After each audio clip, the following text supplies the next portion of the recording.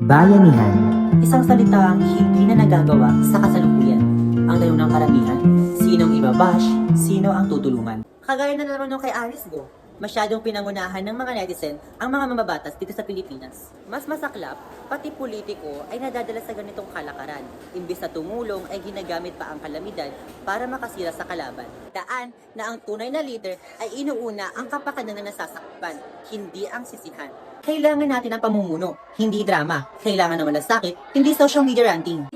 Sa Cebu, libo-libo ang nasalanta ng harap. Umabot ng 20 metro ang taas ng tubig.